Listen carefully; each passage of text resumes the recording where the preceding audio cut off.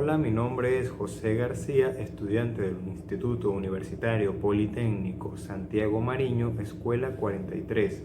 Hoy les voy a hablar sobre los métodos de arranque de un motor de corriente directa.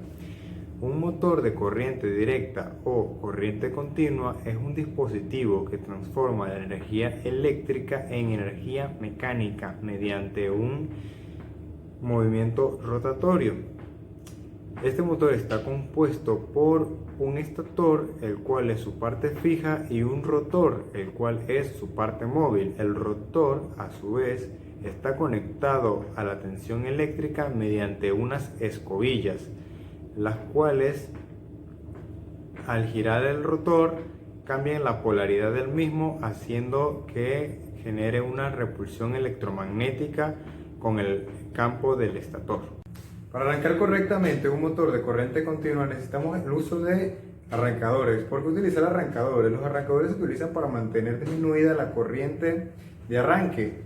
¿Qué pasa si la corriente de arranque es muy alta? Pasarían problemas como que los fusibles pueden explotar, se puede quemar el bobinado y las escobillas y el conmutador se pueden dañar completamente. Entre los tipos de arrancadores podemos encontrar los de 3 y 4 puntos. En los arrancadores de 3 puntos, el polo positivo está conectado a un rheostato o resistencia variable, la cual a medida que la velocidad del motor aumenta, esta reduce su resistencia hasta llegar a cero. Mientras que el devanado negativo está directamente conectado a la bobina del estator. Este tipo de arrancador cuenta con una protección, la cual al aumentar la potencia del motor a niveles críticos, esta se desconecta automáticamente por medio de un resorte que lo desconecta. En el arrancador de 4 puntos el sistema de desconexión es prácticamente idéntico, a excepción que en el caso anterior, en el arrancador de 3 puntos, la bobina de protección está conectada en serie al devanado de campo, como podemos apreciar en este ejemplo. Como podemos ver, la bobina de protección aquí está conectada directamente al devanado del campo o el estator, mientras que en el arrancador de 4 puntos, dicha bobina está conectada en paralelo con por medio de una bobina denominada bobina sin voltaje o devanado sin voltaje. Entre los arrancadores automáticos podemos encontrar los semiautomáticos o completamente automáticos. De cualquier forma, todos ellos caben entre estos dos tipos de arrancadores. El arranque al límite de tiempo. Estos arranques emplean relevadores de tiempo con fluido amortiguador.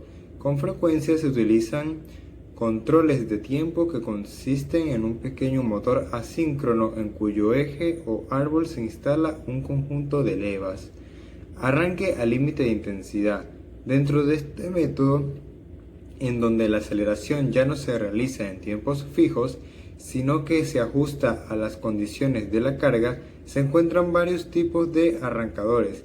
Los más conocidos son el de relevador en serie y el de fuerza contraelectromotriz.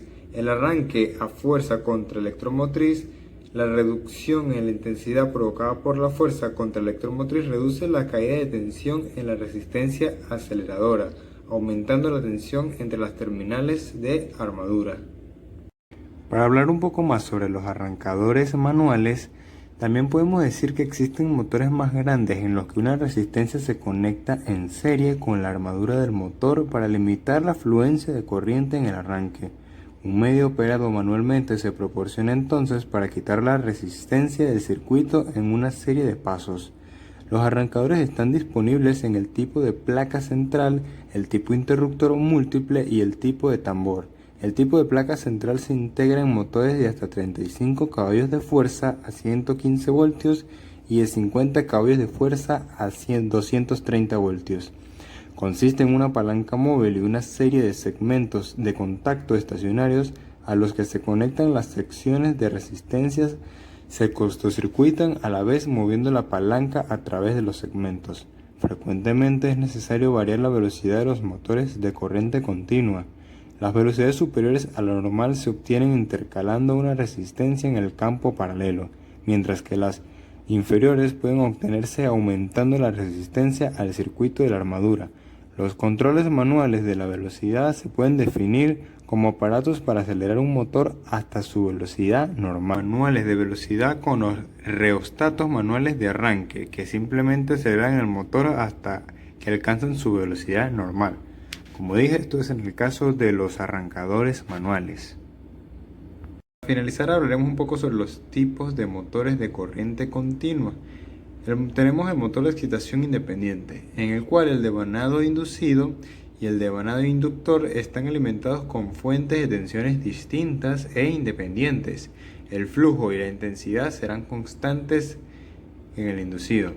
Esto quiere decir que el rotor y el estator están alimentados por distintas fuentes de alimentación. Motor serie, motor de derivación, está caracterizado porque el devanado de excitación está conectado a la misma fuente que la tensión del inductor.